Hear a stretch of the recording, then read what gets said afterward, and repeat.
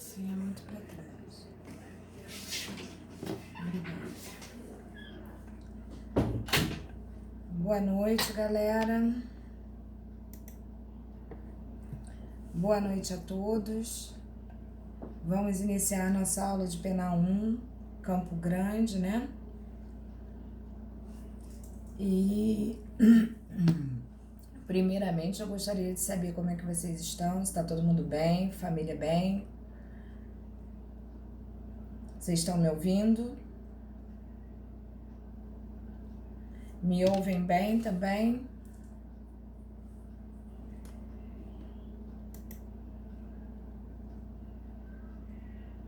Ok.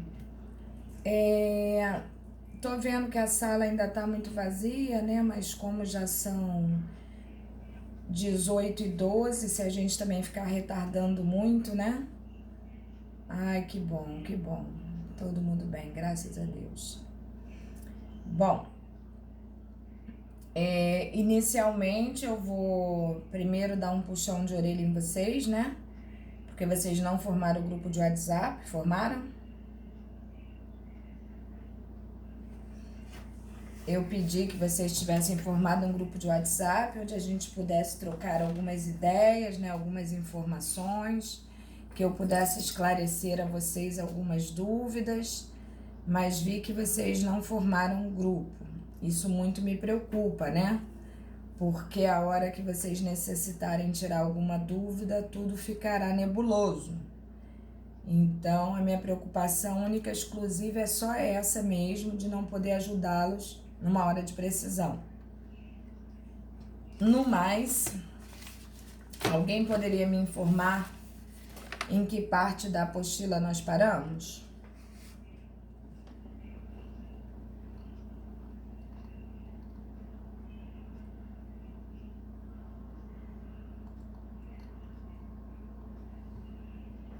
Vocês desculpem, hoje eu não tô muito bem, hoje eu tô com uma dor de cabeça danada, entendeu?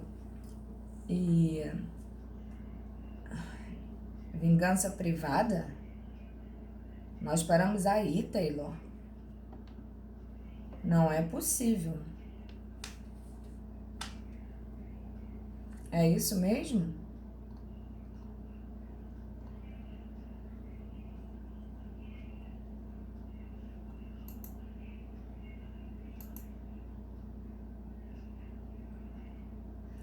Porque a vingança privada é logo no início da nossa apostila.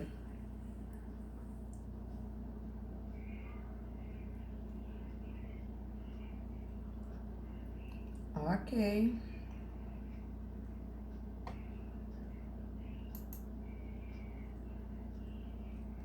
Bom, então hoje, tendo em vista que vocês estão me informando que eu parei aqui, hoje a gente vai ter que dar um gás. Vingança divina. Eu tô achando que tá muito. Dá uma conferida aí com os colegas e agora eu vou passar inclusive a anotar. Dá uma conferida aí pelo grupo, se é que vocês têm um grupo, né? Porque só pra gente não ficar atrasado, né?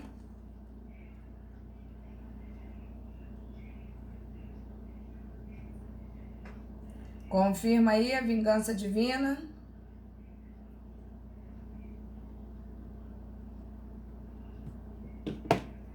Alguém pode falar comigo para ver se eu ouço bem vocês se precisar?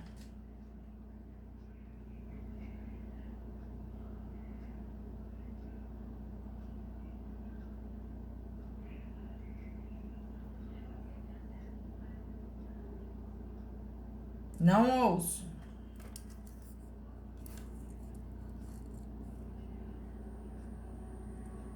Alguém pode falar comigo?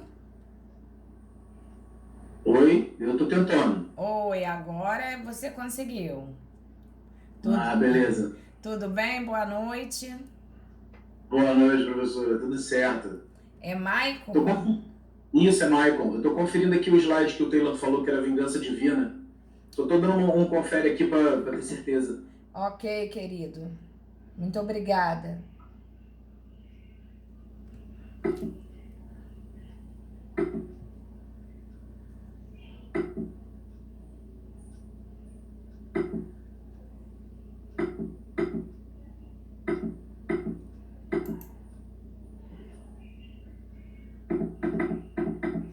Então, professor, eu acho que de fato estávamos na vingança divina, mas eu acho que já foi falado. A senhora falou da vingança privada. Eu acho que eu parei nas 3 vinganças. Acho que eu cheguei da terceira, não cheguei não? A vingança pública? Pública.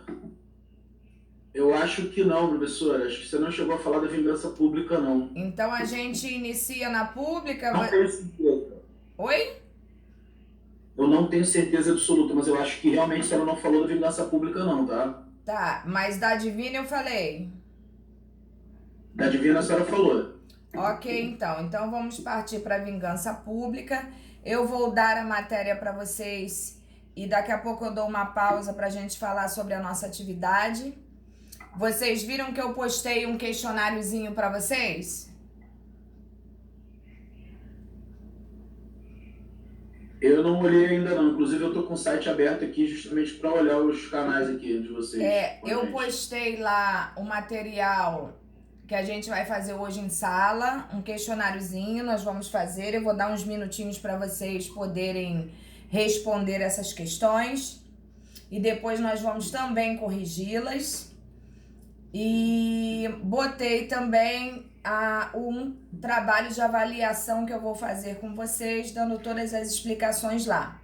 Só que como eu sei que quando a gente lê a coisa fica muito dificultosa, eu vou também explicar para vocês por aqui qual vai ser o critério, como vai ser, por que vai ser. E primeiro a gente entra na matéria, depois a gente dá uma pausa. Eu vou dar o tempo para vocês poderem fazer o trabalho, a gente corrige e dá fim à aula. Tranquilo assim?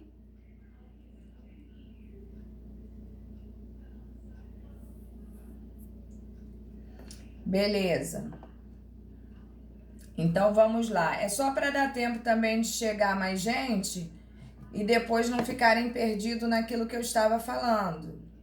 Entendeu? Então é melhor que a gente dê mais tempo pro povo, né?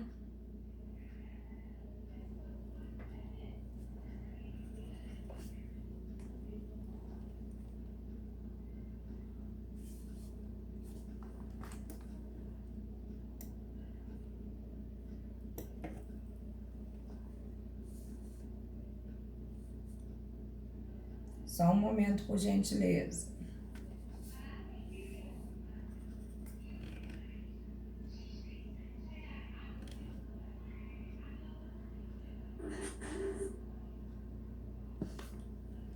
Bom, vamos lá.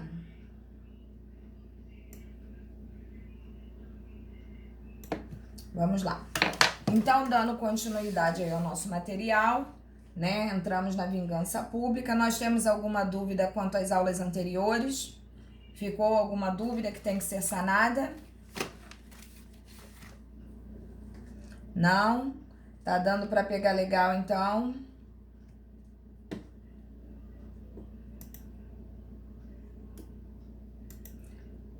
Beleza. Então, já que ninguém tem... Tranquilo, né? Bom, então nós vimos que a vingança privada, ela era em verdade, as 3 vinganças, né? As fases da vingança, dentre a privada, a divina e a pública, nós percebemos, assim, pequenas nuances diferenciadoras, né? Deixando claro que nas 3 situações existia uma desproporcionalidade, né? Muito clara naquilo que seria uma punição. Não existia proporcionalidade nesta punição e no crime cometido, né? Nas 3 situações eram assim, só que as características mudam um pouquinho, porque de acordo com aquilo que nós aprendemos até agora, quanto à vingança privada, era mais uma relação de pessoalidade, né? Entre tribos, entre clãs, que se resolviam naquele período, né? Ainda que desproporcionalmente. Em todas essas fases não existia um direito institucionalizado, né? Um direito positivado. Na fase da vingança divina, né? Existiam pessoas das quais eram intituladas, né, pelo divino, né, a aplicar as severas penas, né? E nós vamos ver que na vingança pública a coisa muda muito pouquíssimo de figura, só levando mais para uma situação assim mais politizada, né? Uma vez que o método de punição não mais era praticado, né, pela questão dos sacerdotes, né? E aqui a gente vai ver que existia uma figura de chefe, né? Como se fosse uma assembleia, uma coisa nesse sentido. Então nós vamos ver que em verdade mudou pouquíssimo. A mentalidade era quase que a mesma, só que o que diferenciava eram os aplicadores da punição, tá? Então vamos dar continuidade aqui, ó. Com uma sociedade um pouco mais organizada, especialmente no que tangia o desenvolvimento do poder político, surge no seio das comunidades a figura do chefe ou da assembleia. A pena, portanto, perde sua índole sacra, né? Para transformar-se em uma sanção imposta em nome de uma autoridade pública. Por aí nós já vimos um cunho meio que político, né? A qual representava os interesses da comunidade em geral. Em termos, né? Eram os interesses sociais, no entanto, havia muita pessoalidade na aplicabilidade das penas, né? Exercidas no período. Não era mais o ofendido ou mesmo os sacerdotes, como eu tinha falado para vocês anteriormente, os agentes responsáveis pela sanção, mas sim o soberano. Um rei, um príncipe, um regente, pouco importava. Era, na verdade, aquele que tinha o domínio, né, o poder e a riqueza neste período. Este exercia sua autoridade em nome de Deus e cometia inúmeras arbitrariedades. Então, como vimos, não mudou muita coisa. Apenas passou a aplicabilidade da pena de um sacerdote que agia, né, a mando de Deus. E neste caso aqui, aplica-se a penalização em nome de Deus. Uma pequena nuance diferenciadora, né? Mas em termos concretos, realmente não fazia muita diferença. Ah, sim, esse período aí era um período que, na verdade, nem essa religiosidade que a gente vê hoje em dia, né, Maicon? Na verdade, eles acreditavam em tantas coisas diferenciadas e mudavam tanto que realmente era uma coisa meio doida. Entendeu? Mas ainda assim, né, há de ser respeitado. Vamos lá. A pena de morte nesta época era uma sanção largamente difundida. Como todos nós sabemos, a pena de morte nesse período era quase assim que como beber água, né? Era uma coisa comum, muito clara de se ver. E o que a gente tem que ter em mente é que toda essa evolução que surgiu durante todos esses períodos, essas eras que nós passamos aqui, tornaram possível hoje não mais existir a pena de morte, né? Pelo menos no Brasil. Foi um dos países que sofreram uma influência positiva nesse sentido e que, por motivo de Deus, deve ser, né? Acabou refletindo de maneira positiva pra gente. Sempre religiosidade, né? Então, vamos lá. Usava-se mutilar o condenado, confiscar seus bens e estender a pena além da pessoa do apenado. Geralmente atingia-se até os familiares do delinquente. Outra coisa muito interessante que pra gente, né, isso também refletiu de maneira positiva nos dias atuais, uma vez que, como vocês estão em direito penal 1, vocês estão aprendendo ainda, né? E hoje, por acaso, a pena não passa da pessoa do condenado. Portanto, se você mata alguém, você será o apenado, não seu filho, seu pai ou sua esposa, seu irmão, entendeu? No Brasil isso também não é permitido, né? Não vou afirmar que em todos os lugares do mundo são assim, porque provavelmente ainda existe este ranço nesses países menos desenvolvidos, né? Juridicamente falando, mas no Brasil isso se reflete de maneira bacana, uma vez que aqui a pena não passa da pessoa do condenado. Diferentemente daquilo que a gente vê ali, né? Essa desproporção arbitrária que gerou muitos conflitos, né? Muita confusão, mantendo a falta de diferenciação de peso nas sanções. Não entendi muito bem, Maicon, fala comigo. Mantendo a falta de diferenciação de peso nas sanções. Você está falando o quê? que ainda que as pessoas cometam conjuntamente um crime, cada um vai pagar dentro da sua proporção, é isso?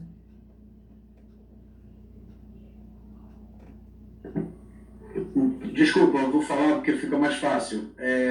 Não, assim, eu queria só falar essa questão mesmo já nessa época, né, nessa terceira fase dessa, né, que seria essa que nós acabamos de ver agora, que você estava comentando, né? Sim. Que foi A a vingança vingança pública, pública. né? Uhum. Ainda mantinha-se a desproporcionalidade nas sanções, né? Ah, sim, isso durou muitos anos, Michael. Você vai ver que isso vai se arrastar, mas vai se arrastar absurdamente. Vai chegar, inclusive, ao Brasil, entendeu? Num período muito mais atual que esse que a gente está estudando agora.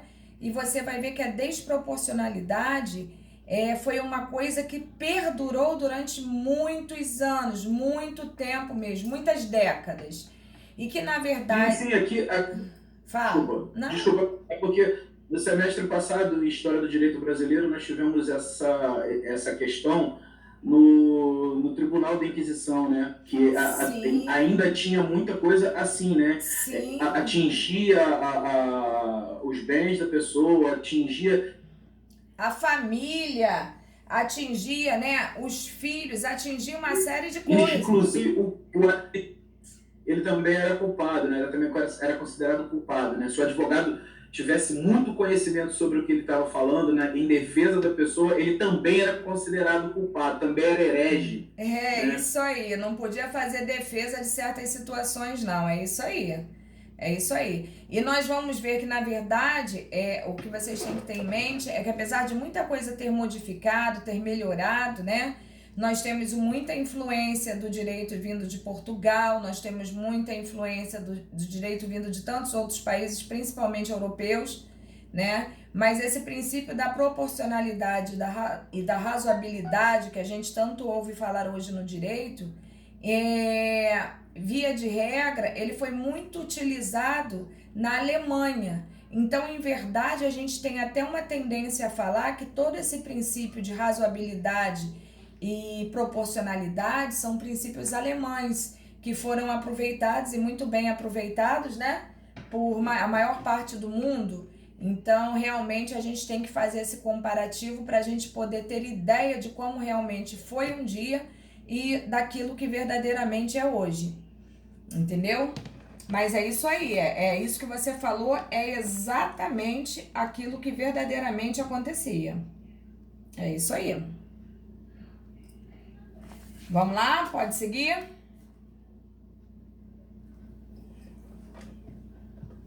Que isso, Maicon, é sempre um prazer. Não, claro, isso daqui é uma aula como outra qualquer, a gente só não tá tendo a oportunidade, né, e o prazer de estarmos perto uns dos outros, mas na verdade essa aula aqui é uma aula como outra qualquer, para tirar dúvida, para debater, para divergir, inclusive, não é nenhum problema não, fique tranquilo. Vamos lá.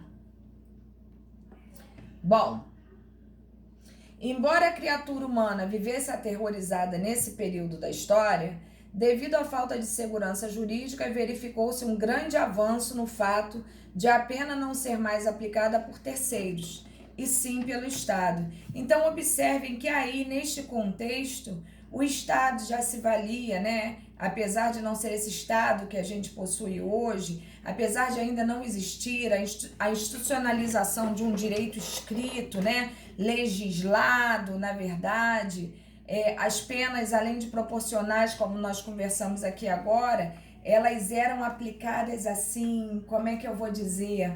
Não existia, o Maicon matou, ele vai ter essa pena aqui. Não. O Maicon matou, ele vai ter essa. O Júlio matou, ele vai ter aquela. Até porque dependia muito da pessoa que tinha praticado o ilícito, entendeu? Era muito pessoal mesmo, é incrível a gente falar isso, mas desde tempos pretéritos, né, a gente vê que isso aqui também pesa muito e que naquele período não era muito diferente, vamos ser sinceros.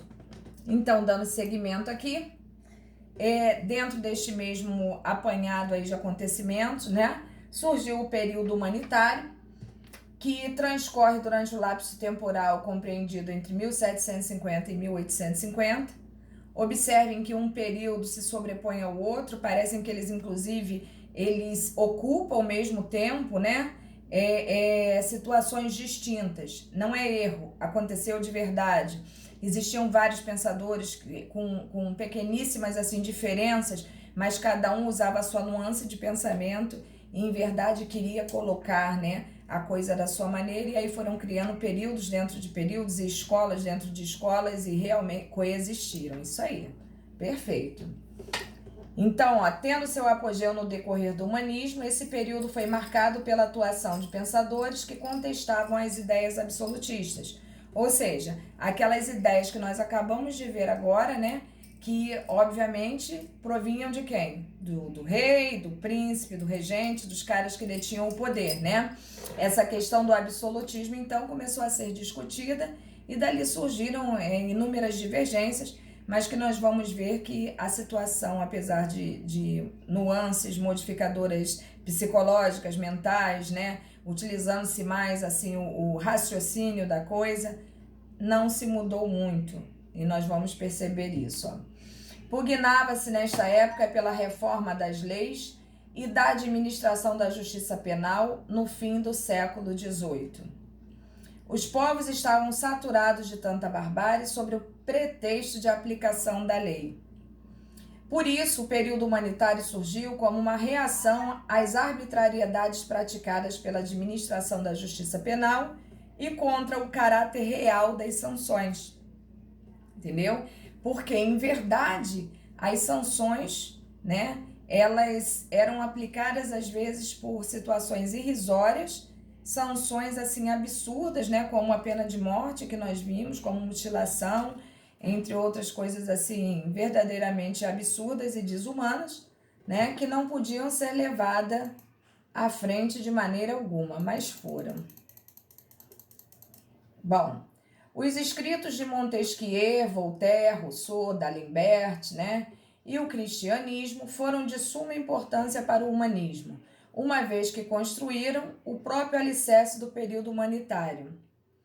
O pensamento predominante da época ia de encontro a qualquer crueldade e se rebelava contra qualquer arcaísmo do tipo.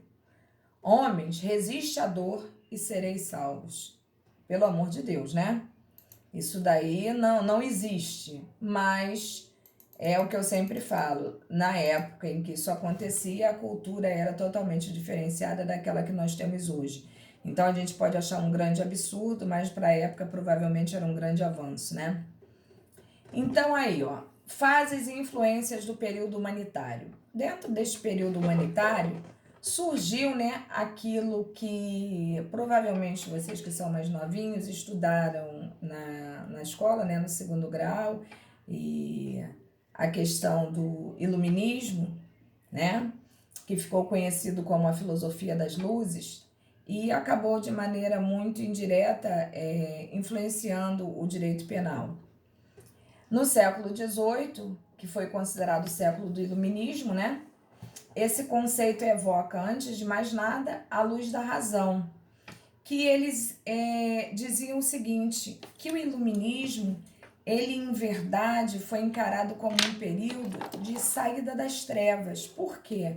Porque eles se baseavam na razão, no raciocínio, no intelecto, né? No conhecimento. E toda pessoa que entendia estar saindo da ignorância, né? É como se ela estivesse saindo das trevas. É como se ela estivesse em busca daquilo que era iluminado, daquilo que era divino, daquilo que era considerado o quê? Sabedoria. Por isso esse período ficou conhecido como filosofia das luzes, partindo-se diretamente daquilo que nós conhecemos historicamente como iluminismo, né?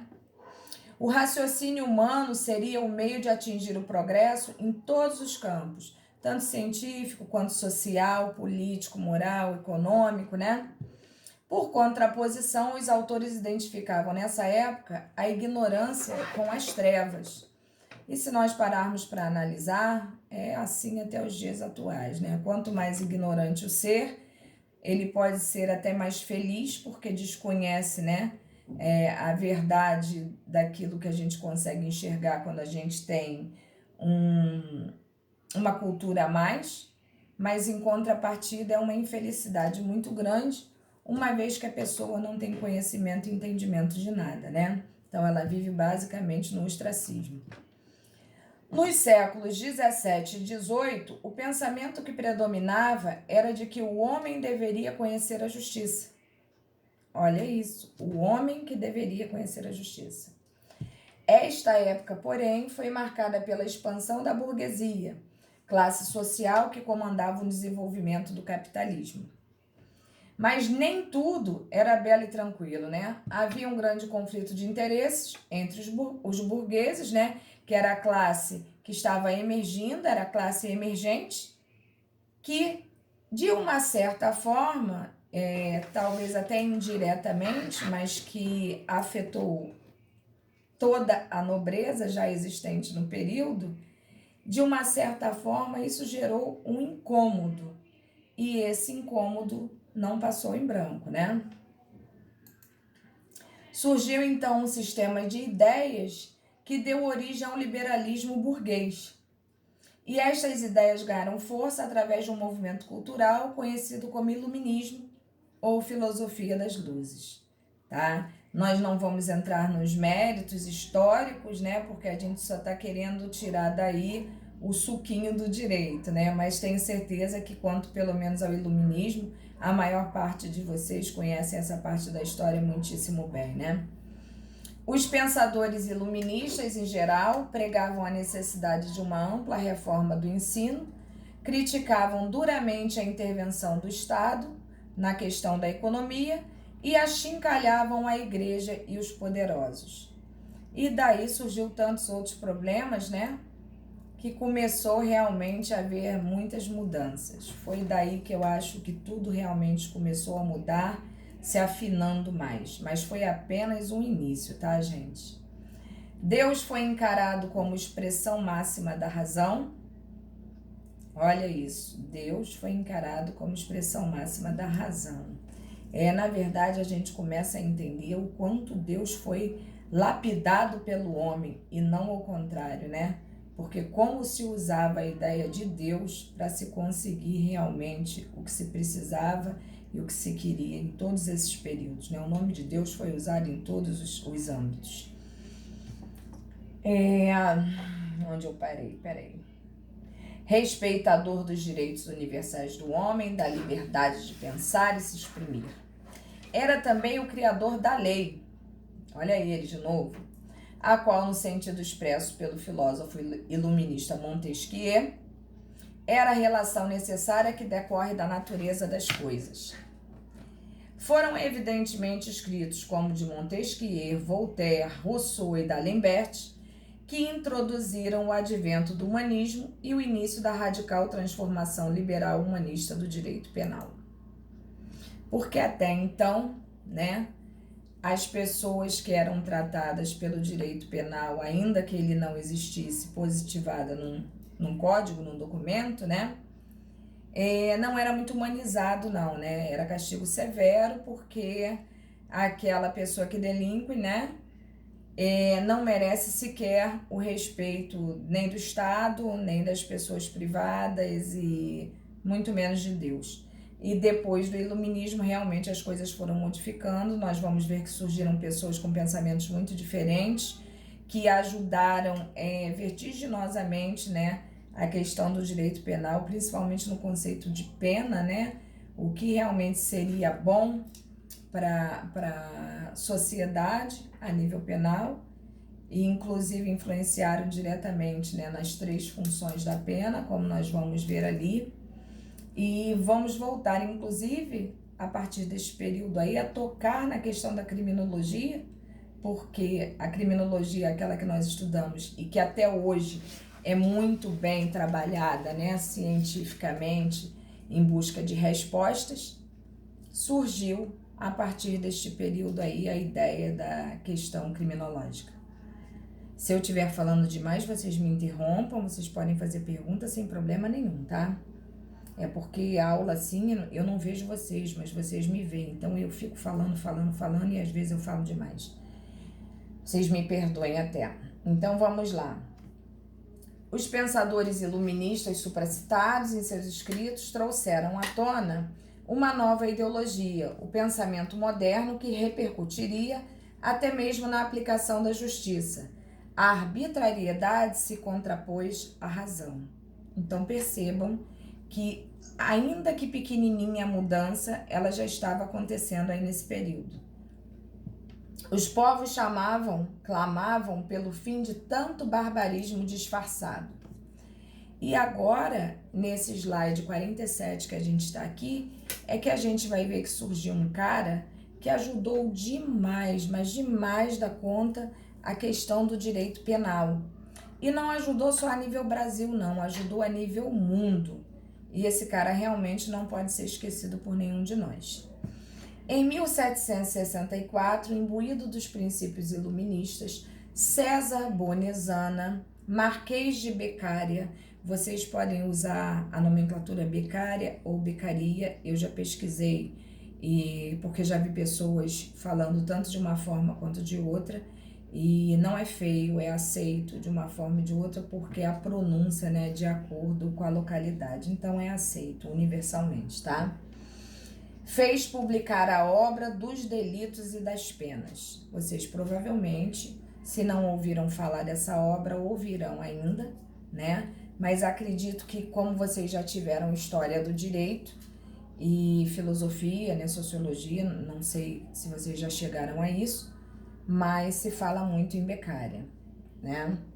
Que posteriormente foi chamado de Pequeno Grande Livro, por ter se tornado o símbolo maior da reação liberal ao desumano panorama penal até então vigente.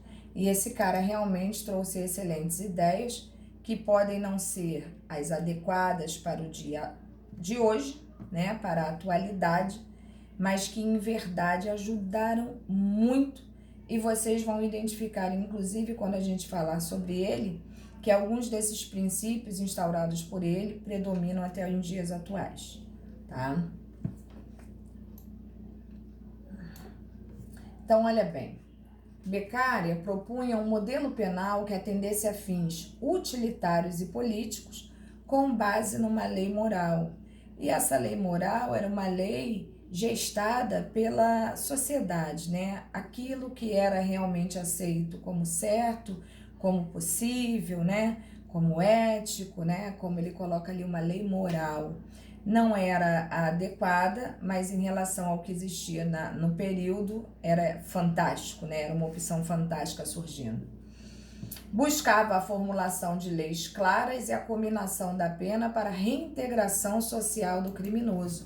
Ou seja, para ele a pena não tinha só que punir, né? Mas sim trazer de volta esse sujeito para a sociedade de forma a reintegrá-lo. E isso nós vimos nas nossas primeiras aulas, que as 3 funções da pena, uma delas seria punir, né? A outra intimidar e a outra ressocializar. Então nós já vemos ali que pelo menos 2 dessas funções da pena, Beccaria já tinha o quê? Em mente.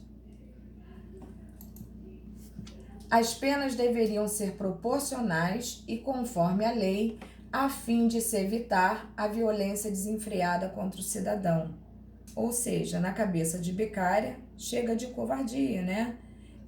Vamos renunciar às barbáries e vamos implementar uma forma que seja mais ou menos igualitária a certos tipos de comportamentos negados socialmente falando, né? Ou seja, crime. E assim foi.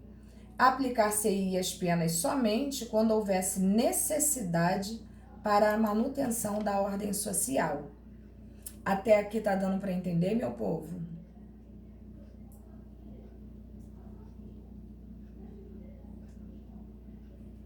Beleza. Ok. Então, vamos dar continuidade aqui, ó. Beleza.